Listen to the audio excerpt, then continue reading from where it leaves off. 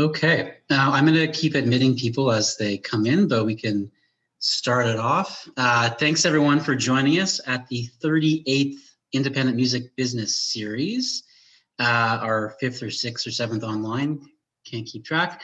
It's great to see you all here. If this is your first time here, we'd love to see you at our upcoming sessions. We have a few planned for the new year already, and we'll put a link in the chat regarding how to join the email mailing list. And how to like us on Facebook. Yeah, so my name is Byron Pascoe. I'm an entertainment lawyer with Edwards Creative Law. My law firm and Ottawa Music Industry Coalition run this series. And I will hand it over to Jamie, the Executive Director of OMIC. Hey, I'll just say a quick hello. It is so nice to see all these new faces coming into our room, joining us for what will be a great discussion. And a big shout out to Byron for organizing the IMBs with Kareem on this. And so each month we try to bring you something new and innovative to help you add to your business as a musician. And so I just want to say hi. And if you don't know, OMIC is a not-for-profit, and we're here in support of our local music industry in Ottawa. And you can always reach out to us through our website, or if you ever have any questions. But I look forward to connecting more with you all. Enjoy tonight. And thank you to our panelists for joining us. And I'll let Nambi introduce everybody, but I just want to say thank you for joining us. Hey everybody, it's Nambi, Ottawa, Ontario, Canada. I'm just going to start by saying that we acknowledge that this virtual session is being broadcasted from the traditional and unceded territory of the Algonquin Anishinaabe region. The independent music business sessions are organized with our local communities at heart, communities that would not exist if it weren't for the land that we are living on. We are grateful for the opportunity to speak from the territory of the Algonquin peoples. So I just had to make sure that we acknowledge that. Like I said, my name is Nambi. We've got two panelists with us today. The first one is Dave Cool. So I'll just talk a little bit about Dave. Dave Cool, yes, that's his real name, is the VP of Business Development at Bandzoogle. Made for musicians by musicians, the Ottawa-based Bandzoogle is used by over 50,000 artists to power their websites and manage direct-to-fan marketing and sales. Dave has spoken at dozens of music conferences, including South by Southwest, Canadian Music Week, Folk Alliance, and the ASCAP Expo. He has also been interviewed by The Economist, Newsweek International, CNN.com, and the Financial Post for his insights on the music industry. So everybody say hello to Dave Cool. Dave Cool, you want to wave to the people? Hey, everyone. All right. After Dave Cool, we've got Steve Gardiner. So Steve Gardiner is the owner of SGM Group Artists, a boutique indie label based out of Ottawa, Canada, that specializes in the development of young artists' careers. He is also currently managing Ottawa-based recording artists Andrew Cassara and Ricky Ayala, emerging Toronto pop artists. Steve is a manager, producer, songwriter, and entrepreneur. And as a recording artist, previously signed to A&M Records and Sour Music Sony. Steve brings his past experience as an artist to the table, acting as a mentor to many emerging artists' careers. So say hello to Steve Gardiner. Silent waves, right? All right, yeah. So like I said, I'm Nambi. I'm not going to read out my own bio, but very happy to be here. And let's just get into it because we got a lot to talk about. We're going to be talking today about how to manage and engage online presence, right? So the first question I'm going to start with for Steve and Dave, and feel free, whoever wants to jump in first, go ahead. How should a successful online presence be defined for an indie artist just starting out? So just an indie artist just starting out. And then secondly, an emerging artist, and then a more indie established artist. So those three tiers. So can I cut in here, Steve, if you don't mind? Yeah, of course. Nambi, I'm going to read your bio because people need to know who you are. So, if that's okay. Nice. Nobody read your bio. Nambi is a tenacious, achingly pure singer-songwriter, formerly known as Rita Carter, is a powerhouse of acoustic soul, a beloved fixture in her hometown of Ottawa. She balances her music career leading workshops, organizing community events, and being a mom to 2 young boys. At the heart of Nambi's music lies an indistinguishable belief in compassion and a tireless quest for peace, equality, and happiness. Thank you, Nambi, for doing this. Thank you. Thank you so much. Okay, sorry. For the question, I thought it was an interesting one when we were talking about different questions for this panel.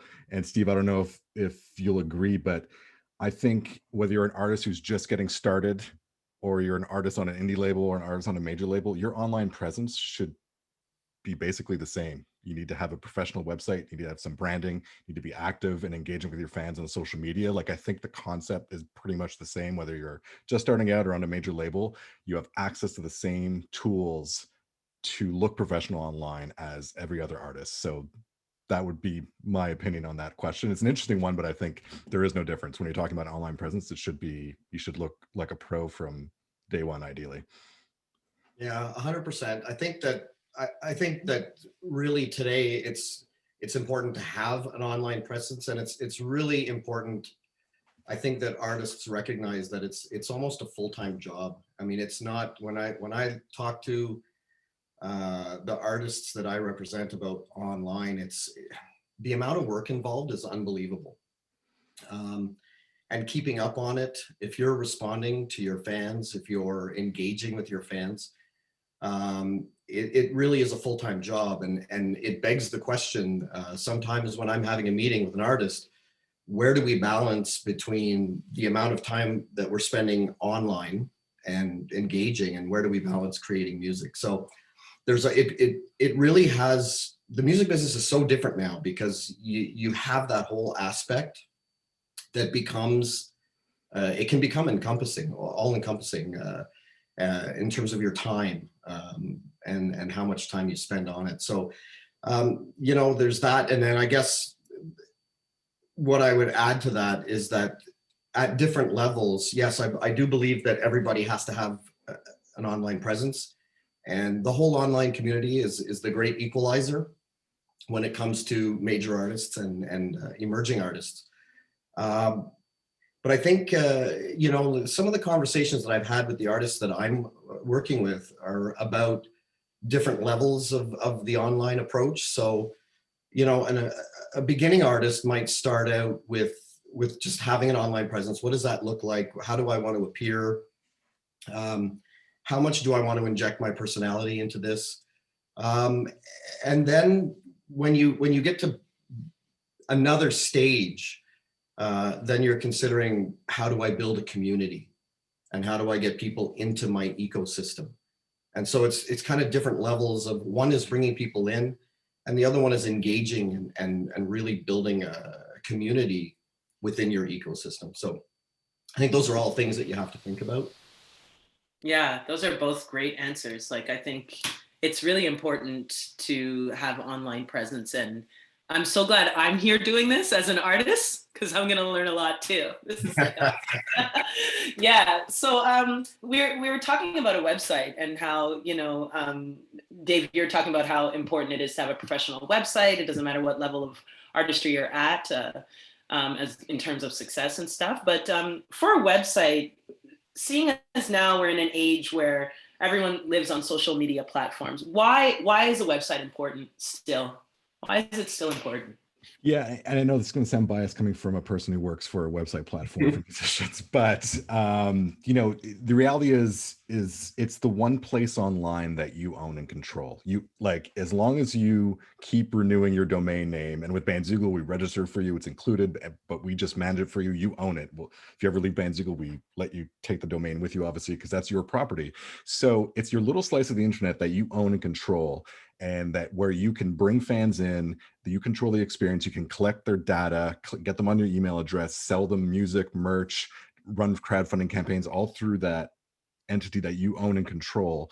Not all your fans are going to do it, and social media is obviously super important. That's a whole other topic, but that's a great place to find new fans and engage with them. But you want to, every once in a while, drive your fans back to your website to engage with them a little bit deeper and get some of that data and start figuring out, okay, who are my biggest fans, and what's selling well, what music's, digging into all that stuff, and your website is really that place that you can do that you really control, where they're not going to change, Facebook changes the rules all the time, with engagement and visibility and things like that.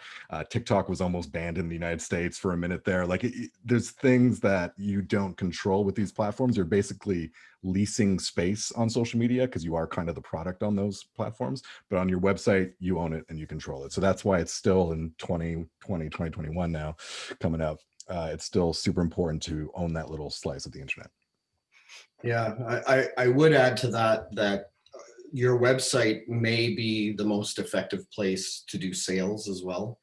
And I'm not talking about streaming and that sort of thing, but one of the artists that I'm managing right now, we redid his website. I mean, COVID, right? So now's the time to do what you can. And, we've redone the website and it's really focused on sales.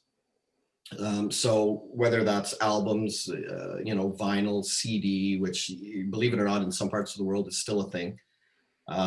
So, just monetizing it and letting that be the place that you can send people if they want to buy your merch. And I think that really has become the big thing in terms of, the importance of a website, because I think it's rare nowadays, and Dave, correct me if I'm wrong, but it's pretty rare nowadays that I think a fan will go looking at, SteveGardiner.com to see what's up with the person. They're going to connect on Instagram. They're going to connect on Facebook. They're going to connect on TikTok, Twitter, wherever that person is connecting. So I think the website is a place that you can send them to kind of introduce yourself as an artist, but at the end of the day, really, for me, what I've come to take as very important is monetizing it. Absolutely, that's the place where you're going to send fans to dive deeper into purchase directly from you, because then that way you're making more money. And it's also the place where industry wants to find you. So having a online press kit EPK on your website, so that bookers and bloggers and reviewers can just go to your website, go to a specific page, grab the images, the files that they need. That's the best place you can send them. So it's kind of like part industry and part, your fans who are interested in going further along in the relationship with you as an artist and wanting to actually make a purchase of something more than like a passive stream on Spotify. They want to actually, send you their money directly. And so having a website and having different options for them, whether it's pay what you want or having a CD or vinyl, like you said, like merch, different kinds of merch, like having different options for different levels of fans is super important. I mean, speaking as a label guy, I often will go to a website just to research. Yeah. And you'd be shocked how many times I don't find a website. so I'll send them to you, Dave. Absolutely. Yeah. Or you go to the website and there's no music, there's nothing to buy, there's no way to, there's a lot of missed opportunities out there. Although I think with the pandemic, the one thing, like you're saying, like it's a great opportunity to get your online business in order, because you're not on the road, you're not performing right now. So, and we're seeing that a lot with our members who are doing incredible things with their online business while they have this downtime. And some of them are doing things and making more money than they ever would have expected or even made while on the road. So it's a pretty interesting time. Yeah, I think, thanks so much for that insight about websites. I think that, for any business that you look up, whether it's a landscape, a lot of people are doing landscaping during the pandemic, or whatever, plumbing company or whatever you want, you go to Google, you type in the name of the company, and then Google pops up the hours of operation, the website, and we click on it. But I think as artists, you have to remember that it is a business, right? And when you're independent, it is a business. So you do still need to have those same, things in line. Yeah, thank you for that. Data, we were talking about website and collecting the data and, knowing, who your fans are and where they're coming from. How's the best way to find data and to keep track of data? Dave, I mean, I can answer that, but I know you've got a good one. Yeah, I mean, I'll start, but I'm super curious to know how you approach it as a label, like what things you look for. But like in our dashboard, if you're a Band Ziegel member, and I see there's a bunch in chat, so hi everyone. you go to the reports tab, you can see visitors, you can see where they came from, what links brought them there. You can see the streams of your music, the downloads of your music, the sales, and importantly, where your email list members are. So you can start putting together the puzzle of where are your fans located? What are they engaging with? What are they buying? And then you can take that data and then look at your Spotify data, look at your Apple Music data, look at your Facebook and maybe Twitter, Instagram data, and start putting together this picture of your fans and getting to know better what's working, what they tend to enjoy, what they engage with. And so I think it's a lot of different pieces that you have to kind of put together into this to put together the puzzle to get a better understanding of your fans. And that's where you're going to find your super fans are like, oh, this person is on my mailing list. They follow me on all my socials. They bought every single CD, whatever, like these, like, then you start seeing those types of fans, and you can come up with more VIP level merch for if you have enough of those. You can start thinking about, how to monetize even further if you have those types of fans. So that's kind of how we look at putting together data. But I'm super curious, Steve, like as a label, like how do you, with your artists, how do you approach data, and where do you look, and what do you think is important? I mean, for anybody who's ever managed any business, data is, it's key to the business. And I think the more that artists wrap their head around the fact that they are a business, we live in a time where you have access to data everywhere. There isn't a site, if we talk about Chartmetric, which is a great place to, so if anybody hasn't seen or investigated Chartmetric, go and check that out. They collect all kinds of data and compile it. It's it's a little costly, but I believe they're coming out with artist rates. If they haven't already, they're going to be. So yeah, they're going to be.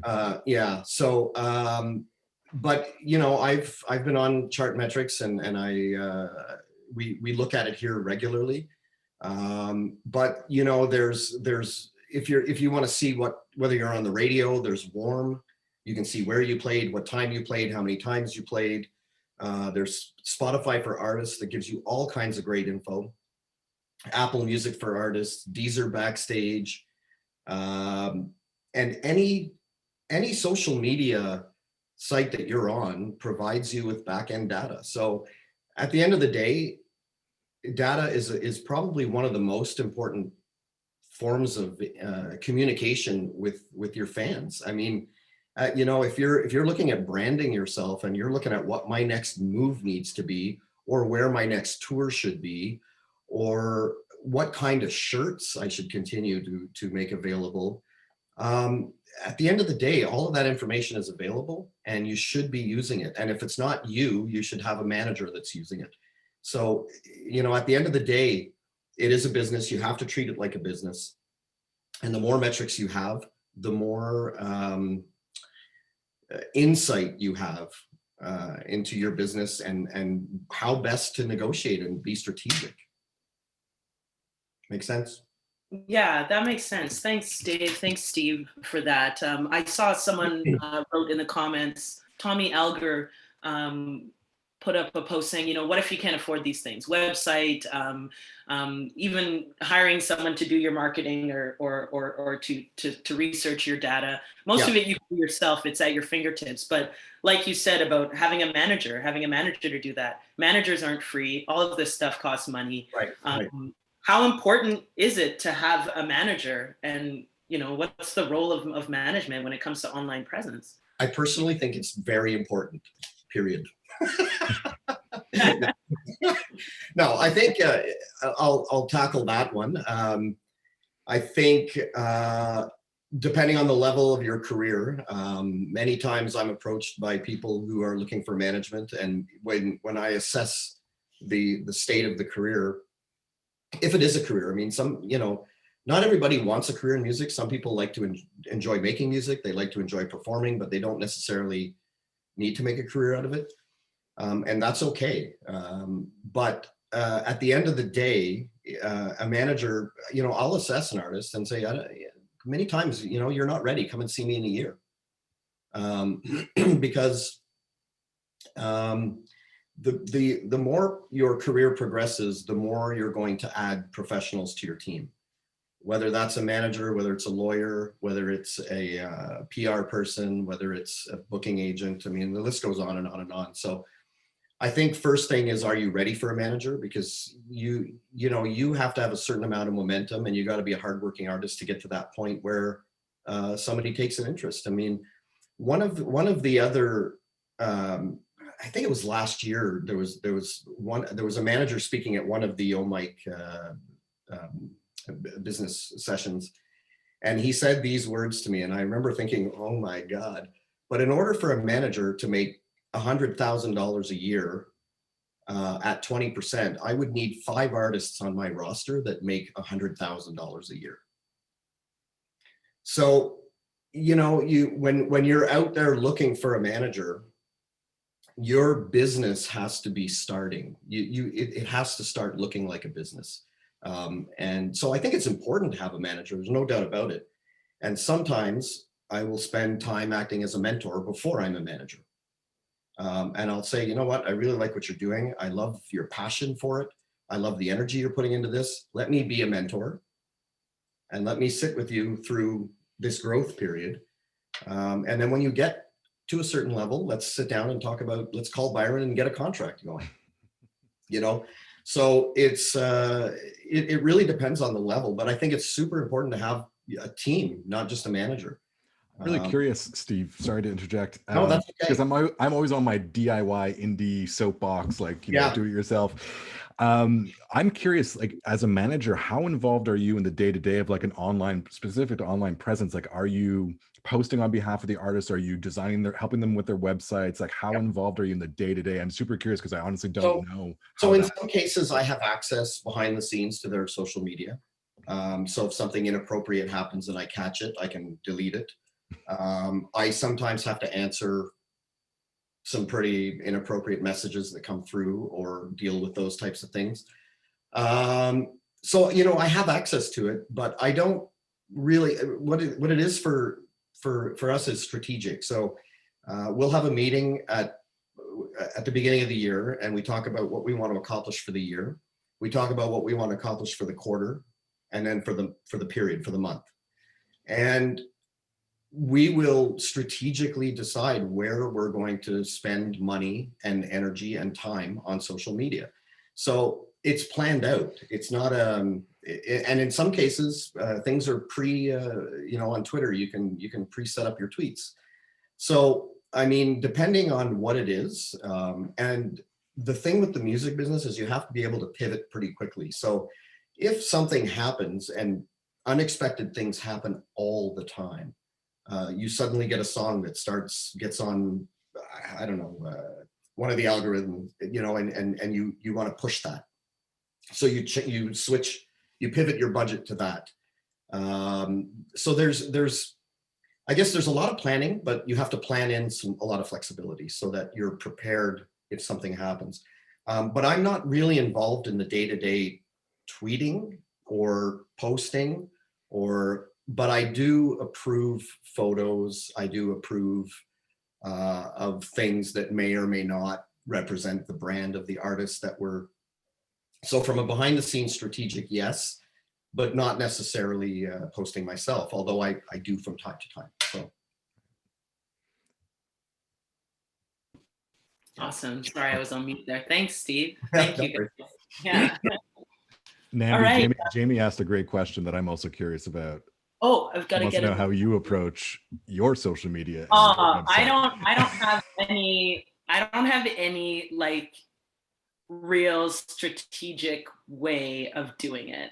I just, I think I'm still getting used to the fact that, I'm on my own with this. Yes, I may have a team or some people I can kind of go to for certain things, but when it comes down to it, I'm on my own. And so I just do what I can. I try to post mostly just music and not too much, lifestyle stuff. Websites, I've tried having websites. I need to come up with another website domain again, now that I have, a different name.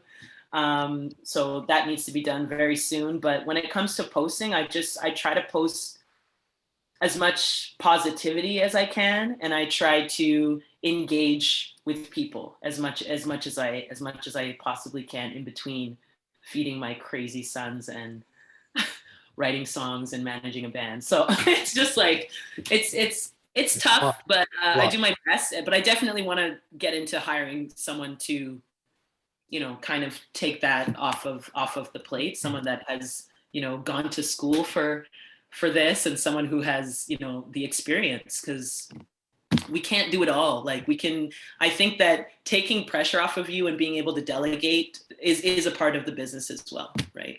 Yeah. I hope that answered your question, Jamie. Yeah. You're silent. I loved your queen moderator story, by the way. You have a what, sorry? I loved your queen moderator story that you just posted. Like, that's your official title. The moderator queen. Yeah. Queen, yeah.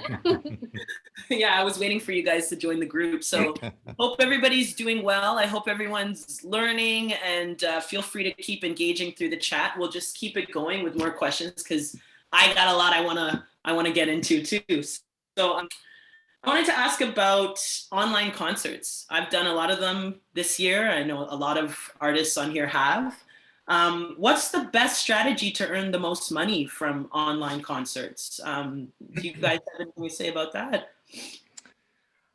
Steve, you want to go first?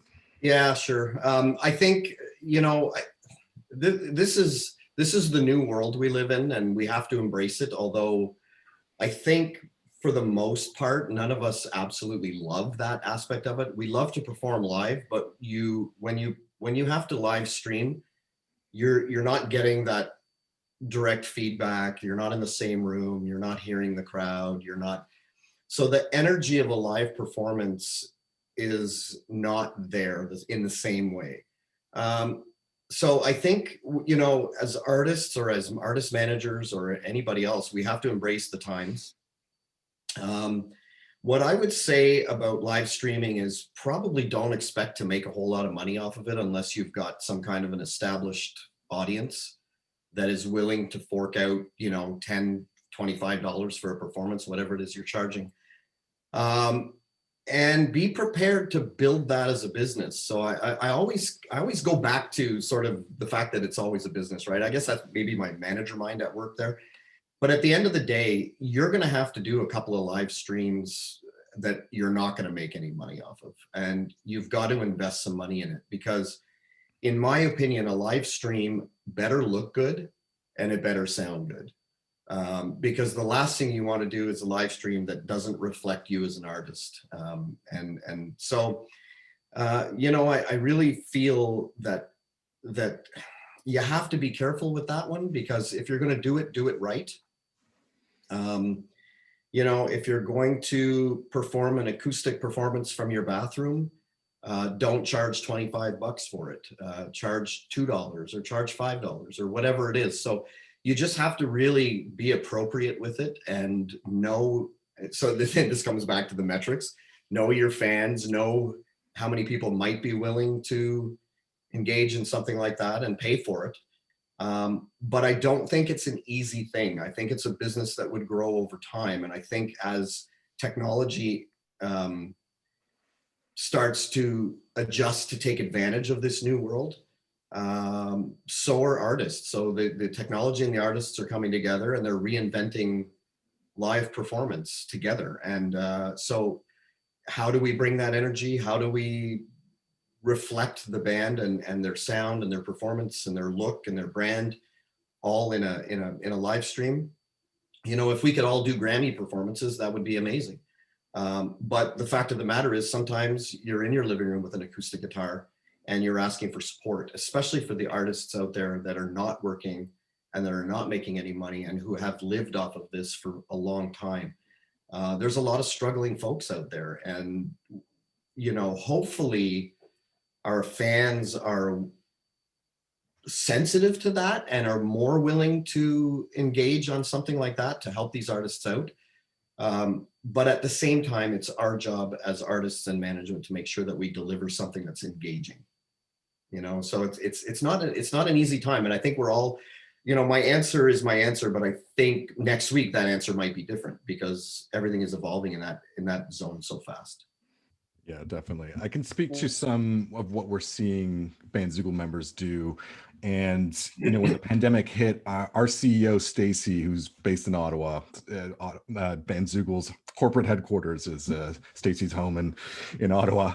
And, you know, she's an incredible operator and she always has our product roadmap laid out a year in advance. And we all know what's coming up and it's very exciting. And then the pandemic hit and we all went, okay, well, it's time to throw that out the window. What do artists need now? So we added, we already had a ticketing platform built in. So we added the ability to sell live stream tickets. Then we added a simple tip jar that you could put on your website. And then we added integrations with Twitch, Vimeo, YouTube, Facebook, and Crowdcast. So you can actually integrate the live streams into your website. And since mid-March, we looked at the data a couple months ago. We released an infographic that's up on our blog, but the revenues were pretty incredible and kind of surprising in some ways. But we didn't know if ticketing a live stream would go over very well, but there were over 1,300 ticketed events that generated over $200,000 through our platform. The tip jar generated over $200,000 as well, and the average tip was $42, which blew us away.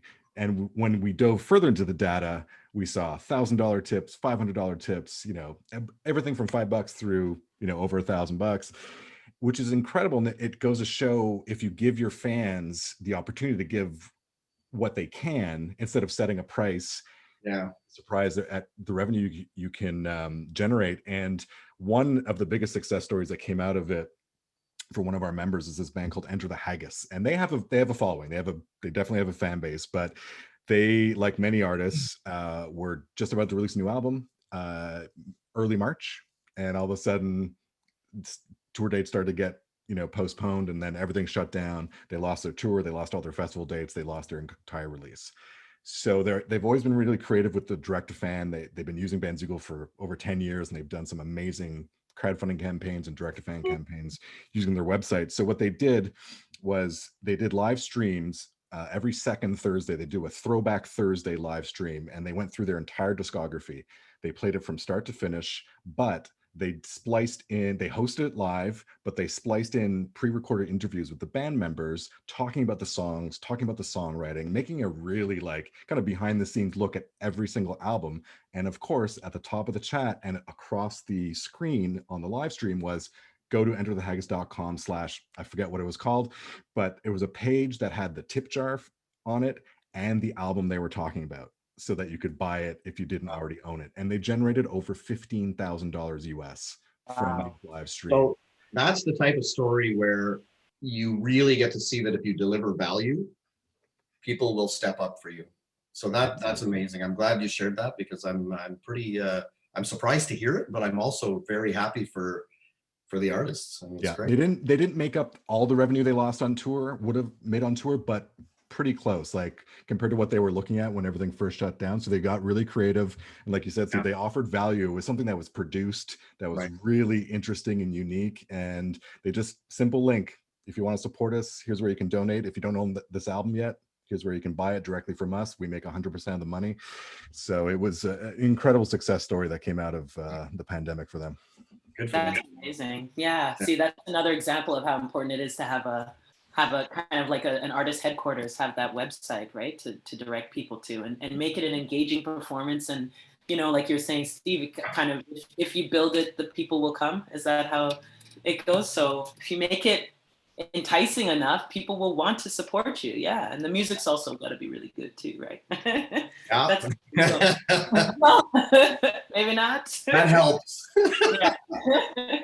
So yeah, the music, speaking of the music, like what are your recommendations, guys, on how to best monetize the music in these times? You know, any thoughts on like releasing an album versus constant singles? That's been something that I've been talking about with people, yeah, in my circle. Albums versus singles, you know, the best way to make that moolah. I'll grab that. Oh yeah, I've been curious to know what. Yeah, okay. I don't want to. want us to share. I think that's a tough question because, you know, there are artists who are having some success releasing albums. If you look at, if we look at, you know, some more famous artists, Harry Styles put out 2 albums in the last little while, and I haven't seen a ton of singles from that. Like I've seen singles, but not singles released on their own, singles released from the album. We here have taken the approach that releasing singles is probably a good thing right now, because if you want to engage the algorithms that are duly affecting everybody's lives now, you have to be understand how they work, or at least, you know, because I don't even know if Spotify knows how they work, to be honest, but they're, you know, at the end of the day, it's kind of understanding, or trying to understand the best you can of how they work, and then trying to nudge those algorithms so that they'll work for you, because when you hit it, it does a lot for you. So right now the strategic is singles, but I wouldn't shy away from an album. So I have an artist that released an album in May. And you know, what you can do now, if you're strategic and thoughtful about it, is, you know, release an album, and then I think in October, so May, June, July, September, October, so 4 or 5 months later, we re-released the album with 3 new songs on it and called it a deluxe version. And we actually printed a deluxe version of the CD, because we're shipping CDs all over the world. And, you know, it's about kind of branding it. You gotta keep releases happening about every 6 weeks, 6 or 7 weeks, just to keep people interested. These days, with online, with everything happening online and everything grabbing our attention all the time, you have 1 second with somebody. You got to catch them right in that second. You got to engage them. So I think it's really important to release consistently now, and not, you know, I think gone are the days where you release an album and then 2 years later you release another album, because people have forgotten you and they've moved on, because that's how it is now. People don't stick like glue anymore. The next thing comes out, the next thing comes out. So you have to be consistent, and you have to be building kind of a, what I think what has been dubbed as a waterfall effect, where you're releasing one item after another, and in some cases putting out an EP with previously released songs that fit together as a dance EP, you know, or the more rocky songs, or the sadder songs, and come up with a name for that and release that, and then add a new song so that you can get on your release radar. But if somebody goes and listens to it and it's an EP, you're possibly gonna get more plays if they listen to the rest of the songs. So there's a lot of strategy involved now, and I think you really, if you said I need to pick one or the other, I would say singles, but then wrap them together as an album somewhere down the road. What do you think, Dave? I totally agree. And you nailed it. I think we have a member out of Montreal, pop duo named Flower K, and they, for most of this year, were releasing like a single every month or 2, and they'd do a video. Every song had different artwork and a different photo shoot. Like everything was a little mini release, and then they wrapped it all together into an EP, had an acoustic version of one of the songs, an instrumental version of one of the songs. Like, so it was something a little bit different. And then they made and that had its own branding and visuals. And so they really, out of those 5 or 6 songs that they had written, they did almost a full year now of promo, and they were constantly, like, he's perfect waterfall effect, just constantly in front of their fans releasing new material, and it was super effective. Yeah, if you can get somebody's attention nowadays with all of the competition online, I mean, I turn on my phone sometimes to call somebody, and I open Facebook and I get lost, and then I'm like, oh yeah, I was calling somebody, right? So it's literally, these things are designed to take your attention. So if you got a fan's attention, you have to keep it. You have to find a way to continually engage that same person over and over again, so that they'll come into your ecosystem and stay. I love that you use the term ecosystem. Yeah, that makes a lot of sense. Because an artist's career now is it's like, sometimes I use the term like it's an octopus. It has 8 legs, and every one of them has to be working in tandem, or there's no octopus. So it's if you have the left, and a lot of times one leans into the other. If you're online, sometimes that leads to bookings. If you're doing a show, that leads to bringing people to online, and all of these things work together. So if you don't have one of those legs in action, you're not going to move as fast as you could if all of those legs were moving. Yeah, so there isn't, that kind of leads into the next question. So you can't make priorities as an artist. I mean, you do have to be doing 8 different things and flapping 8 different legs around in order to, succeed as an octopus. But how do you do that? Yeah. You being an artist yourself, like how do you do it? Well, I'm not doing much artistry these days, but Yeah. certainly as a manager, my advice to an artist would be, you have to look at an artist and where they're at, and where are we strong? Where is your profile strong, and where is it not strong? Mm-hmm. And is in the areas where there's a lack of strength, is it important that we build that strength, or is it important that we build on the arms that are strong?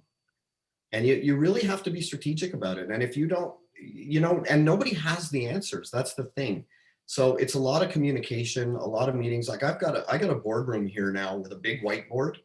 And every time we have a meeting, we just throw stuff at the whiteboard. And then after the fact, we try to make sense of it. So it's just a matter of, what are the things that we need to tackle right now? Where are we strong and where are we not strong? And sometimes adding layers to the strength is more important than focusing on the stuff that you're not so strong at. And sometimes it's important to do the other. And my favorite word these days is pivot, because you have to be able to pivot on a moment's notice and change your attention and change the budget flow to something else. And sometimes you can have a great plan, and then something like COVID hits and you have to pivot hard. Like you really got to make a turn. And the term that we throw around here now is control what you can control. If we can't tour, then let's get on everything that we can and make sure that strength is there, so that when we can tour again, there's all this foundation to support it. That's great. Thank you so much, Steve. Thanks for that, Dave. Yeah. Okay. So moving on. I mean, I don't know if we want to, Byron, I don't know if you think, should we get into the chat a little bit? Should we maybe ask some questions from there to keep people engaged, or is it? There's just one thing that I wanted to bring up, like when we're talking about income streams and how to monetize your music. I just wanted to go through a quick list of things. And for anybody who wants to hear this list, and I'm sure even Dave, at some point, some of these things will take on a life of their own with your product, right? So that because I'm sure you guys are always looking for ways to enhance the experience for your customers. So, I mean, really, monetizing, it's music and sales, it's merchandise, obviously. If you can there's a lot of companies out there now that will manufacture and ship on demand. So you don't even have to have inventory. You have nothing. All you need is a design. And then you set it up on your website, and the order goes to, in our case, the order goes to some guys in Los Angeles. They print, they make the cups, they make the t-shirts, they do the hoodies, and they ship it directly to the customer. So it doesn't even come to me. I don't see it. All I see is the $8 that we make off of it.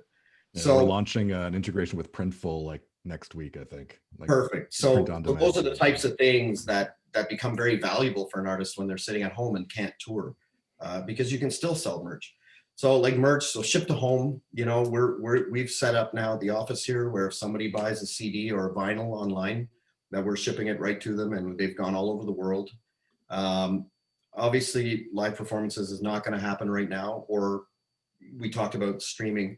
Sync and licensing is another thing to explore while you're sitting at home doing nothing. And I say doing nothing very carefully, because a lot of us are very, very busy at home. But while we have that downtime from touring, let me put it that way. really it's important to start investigating other things and make sure that that you connect with the sync and licensing world, connect with the publishing world. Make sure that you're, because a lot of artists don't like admin. So make sure that you get your admin done for your royalties and that you're signed up with either Songtrust or Sound Exchange and all these other companies that will go out and get the money that is being made with your music. Good time to start figuring out how you're going to go out there into the world for investment if you're at that stage. This is another big part of the music business. Social media partnerships. If you've got enough influence, there's partnerships out there to be had. I used to have record company advances on this list, but gone are the days. But sometimes, and brand deals. Like if you can do a branding deal, and I think probably the biggest thing during COVID right now is analyze your skill sets and look at what you can do to monetize. So anything, whether it's producing, beat making, lyric writing, mentoring, marketing, consult, any skill that you have that you can apply and help other artists while they're struggling through this. You'd be amazed at what kind of communities you can build and how much momentum you can get going with artists. Well, just other options for monetizing. I'm just posting in the chat for everyone a link to a blog post I wrote a few months ago, kind of mid-pandemic, I guess. I don't remember when, but it's 11 ways to monetize your music online. And I'll also post that infographic that we released that shows the revenue streams strictly through your website that you can generate. So it's called Bandzoogle members earn over 5 million since pandemic began. So since the pandemic began, our members have earned over $5 million commission free. We don't take any cut of sales. So it's music, merch is the biggest component, but fan subscriptions, crowdfunding, digital merch, what else? Live stream tickets, of course, donations, tips. So it's all in there. So you can see the breakdown, and it's pretty inspiring. Might give you some ideas of things you were thinking of trying or hadn't thought of trying yet, but there's definitely, we're seeing it in our data. There's musicians who are making money strictly online right now because they have to, and they're to use your favorite phrase, pivoting to do that, and it's pretty inspiring to see. Yeah, that's amazing, and it's amazing that your company is also pivoting to provide those outlets or to provide technology to be able to do it. Totally, yeah. Because not everybody can code. Yeah, everybody's got their strengths and weaknesses. There was an interesting question from someone who attended tonight here. I've been to a lot of seminars similar to this, and they say similar things about management, but I have a business plan. I'm registered as a business and trying to move as a business. And the hard part is the fact that no bank will approve me because art is subjective and you can't have specific cash flow.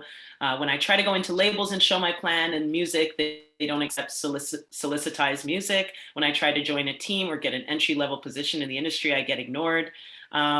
How do we deal with doors being closed to us? I'll ask you first, Dave, just when it comes to Bandzoogle, one of the doors that would be closed, I think, for a website is just not even having the knowledge of what a website needs and how to even design that. So how would you answer that? Yeah, two-part. And I see that Lynn Hansen's in the chat, which is awesome. She ran a super successful crowdfunding campaign through her Bandzoogle website. Hi, Lynn. Bandzoogle is super affordable. Like, it starts at $10 a month, and you get your hosting, your custom domain, access to the design tools, and you can sell your music. And there's no extra cost. The support team's there to support you 7 days a week. We're all mostly musicians or former musicians at the company. It's a very musician-friendly company, but it's all point and click, drag and drop. We have templates that you can use out of the box that our designers make sure look great, even if you just apply them as is. But you can go in and customize. It's all pointing and clicking around and choosing your colors if you want to, uploading your own fonts if you want to. You can dive really deep in the customization or not. We've been around for 17 years, and the platform's been built out based on the feedback of over 100,000 artists that have come through Bandzoogle asking us for different functionality or different tools. And for the longest time, and I keep trying to bring it back, and I'll just preface this by saying I am a drummer, but for the longest time, Bandzoogel's slogan was "Bandzoogle so easy, your drummer could do it." Like, it's really easy to build a website on Bandzoogle. If you can sign into email and send an email, you can build a website on Bandzoogle. So in terms of like that barrier to entry of skills or having to hire a designer, like that's why Bandzoogle was created, was to remove that barrier of entry. Yeah, thanks, Dave. That's awesome. Yeah, Steve, do you have anything to say about that? About doors being shut when you're trying to get into the industry? Yep. So one of the things that the artists that I work with know is I'm a straight shooter. I'm not, if it needs to be said, I'll say it. And what I heard there, and this is how I would respond to one of my artists, is a lot of what I can't do. And I think, or what somebody else won't allow me to do. And I think what you have to do is you got to own your thing, and you've got to think, you have to start. My advice would be turn that train of thought around and look at what you can do. What can I do? And don't rely on other, like, listen, we're an indie label, and we're an indie label because no majors wanted to sign any of the artists. So we said, fine, we're going around you. And it's you have to have that mentality in the music business. And I'm not saying, let me rephrase that. We haven't really approached many major labels, but the fact of the matter is, in this office, if we approach something and we knock on a door and the door doesn't open, we make our own door. And sometimes there's a learning curve, and sometimes it's a struggle, and sometimes it's difficult. And sometimes you realize that it's a lot easier than we thought it was. But you really gotta, and I understand that during COVID, it's really hard to stay positive. I was on another session today where they were talking about the fact that the expectation would have been that more artists were making more music right now. But the truth of the matter is more artists are making less music right now because they're less inspired. And it is a creative process. So when you're busy and you're on the road and you're getting fan feedback, or you're doing shows, or you have this energy, right, that you can draw on your experiences and the stuff that you're living today, and you can turn that into great music. What's happening now is a lot of artists are at home and they're struggling, and in some cases it's mental health struggles, in some cases it's isolation. There's a lot of reasons why an artist, when he sits down with his guitar or a pen or a paper, is having a hard time getting what they need to get out. So there's actually, it's hard to write right now. It's hard to create because the energy is different. But what I would say to kind of counteract that is to say, it is a tough time, and if you recognize that, then it's you have somewhere to start, and then you've got to look at what you can do, and focus on that. Focus on what can I do today, and don't. It's tough because it's different for everybody. But yeah, I think where you're trying to play both sides, but I think your mentality is, Steve, very, just from meeting you on Zoom here, I can just tell it's like, what? You said no to me? I don't like, I'm going to create I'm going to go around you. You know what I mean? Yeah. I believe in my artists, and when somebody says no, I say, okay, unfortunately, you're not the one that's going to get them. And that's it. And you got to look at it that way, because otherwise, what are we working for? Yeah, that's awesome. If the Beatles can be turned down 6 or 7 times, or I don't know what the number is, but I know that a multitude of labels turned down the Beatles for whatever reason, and then they went on to revolutionize the industry. I think artists can do pretty well independently today. And also, hey, let's add to that independent artists live in a time where you can compete. The tools are there. Yeah. The tools are there. You don't need a label to get on Spotify. Mm-hmm. You don't need somebody to do your marketing for you. I mean, good to have somebody that knows how to do it in depth. But at the end of the day, you can learn. The learning curve is tough sometimes, but you can do it. And Yeah. you should. I mean, there aren't even, you can even record yourself still. I just want to get into really quick, I don't have that much time left, but merchandise is so huge, right? Digital merch suggestions. Should we continue making masks? Is there a point anymore? What's the best way to, be successful with digital merch sales?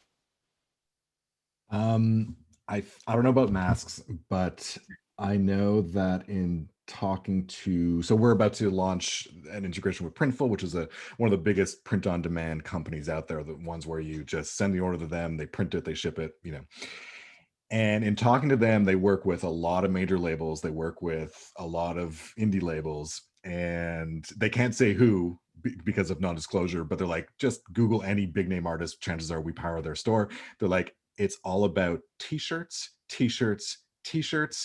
and during the holidays, socks and mugs. He's like, that is the overwhelming majority of what we do. It's like we have over 2,000 products or whatever it is, but really it comes down to t-shirts, and during the holidays, socks and mugs. Now, every fan base is different. So it's one of those things where if you're engaging with your fans on social media, through your mailing list, you can poll them through your website, ask like, what merch do you want? What merch would you be into? And with print on demand, there's no risk. Like Steve was saying, like you have no inventory. So you can put things up on your store. If they don't sell, they don't sell.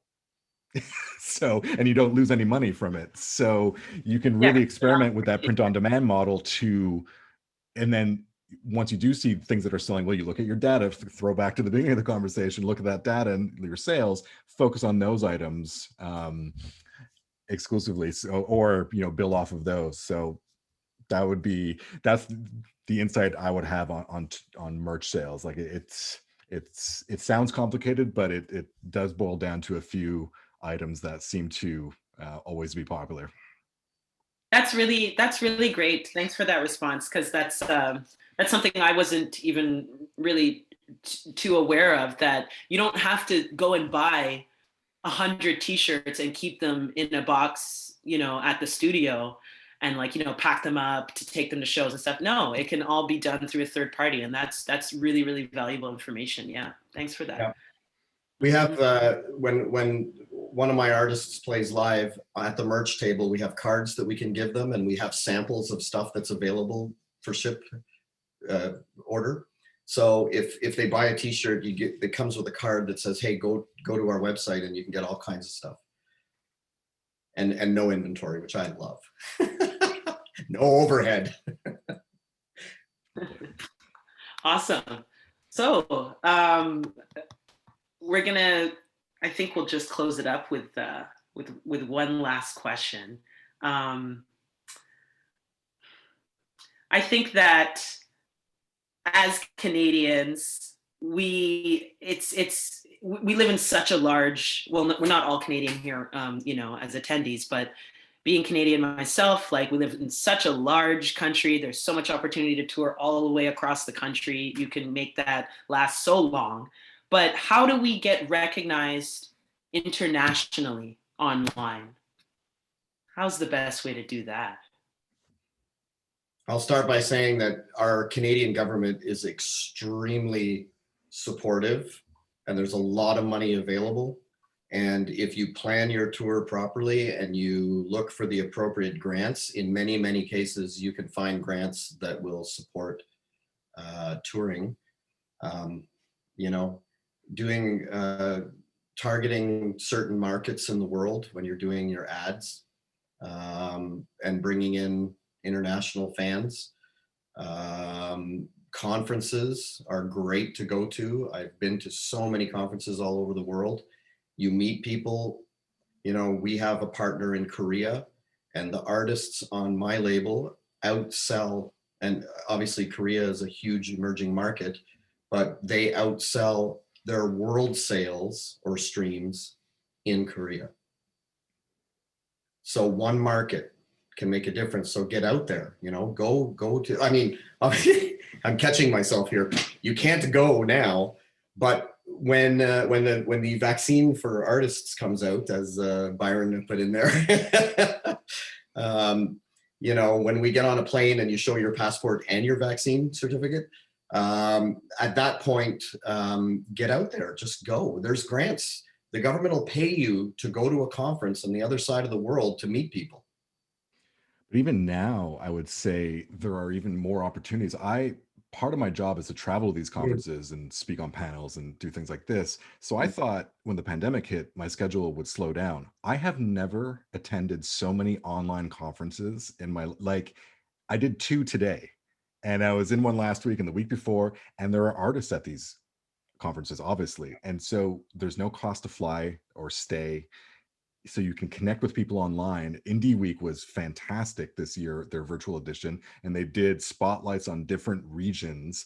So you could attend those, and they're going to be doing more in the new year. So you can attend those and learn about these different markets, the Brazilian market, and so just keep an eye out what's going on online right now, and make connections now. Attend these mostly free. This is free. Indie Week was, I think, $30 or something like that for a week of conference. Take advantage now so that when you can travel again, you already have some connections, and then you'll be able to maybe strengthen those connections down the road. But I think there's incredible opportunities right now for artists to connect with people online through online conferences now. And I'd say in terms of like reaching an international audience, you might already be. And again, sorry to point to data again, like look at your Spotify data, look at your Apple Music for Artists data. You might have listeners in Korea. You might have listeners all over the world that you didn't realize unless you look at that data. Today is a great day. I think it was Spotify's Wrapped, like they unveiled their, your top songs, your top artists of the year. And so for artists, you can look at that and see your data as an artist and see where your fans are. And then like Steve, like you said, you can use tools. There's a great promotional tool, show.co, that CD Baby owns, where you could target Spotify ads, you can target iHeartRadio ads, you can target ads on websites, specific genres, specific target audience, specific geographic regions. So again, looking at your data, and you might already have fans in a certain market you didn't know about, so you can start targeting ads and then building from there. So kind of goes back to data again, and it always goes back to data. Exactly. No matter what you're doing. That's awesome. Yeah, it's really great thing about the pandemic, like you're saying. One of the advantages for artists is the fact that everyone's kind of trying to connect now because everyone's so separate. And so I find that I played for more people this year than I ever have in my entire life, because it was all streamed, right? So you're playing for thousands and thousands of people. And I've never played for that many people in person, right? So same thing, like I just think it's great that you guys joined us today to, share this really insightful information. And you both come from different kind of backgrounds. So it's super cool to get your insight. Thank you guys so much. Thank you, Nambi, and thank you for your insight as an artist who's doing it. Yeah, thank you so much, Nambi. Thank you. So I think this is a great place to leave it. Thank you, everyone that's attended. This was so insightful. Thank you, Dave. Thank you, Steve, and thank you, Nambi, for sharing your time with us, sharing your experience with us. This has been incredible. And as an artist myself, I'm leaving with some really great knowledge that I hope to apply myself. Good. So thank you for tuning in, and please do tune in next month, January 19th, the Tuesday, where we will be discussing anti-oppression, and that is with Yemi Sosa and Kevin Bourne of Shifter Magazine. And the month after that, in March, we'll be doing a session on mental health, which I think by that time we'll all be kind of wanting to have. So yeah, I think that's it from me. If anyone else has some closing statements, I thank you so much, all of you, for coming in. It's our pleasure. Thank you. Stay safe, everyone. Thank you. Take care. Yes, and I'll be at the next one. Thank you, Steve. Okay. As a listener. Yeah, and I think we'll be seeing you next week at Schenkman. Yeah, we'll see you there. All right. Have a good day, guys. Thanks, Okay, everyone. everyone. Have a good night. Thank you. Good night. Stay safe.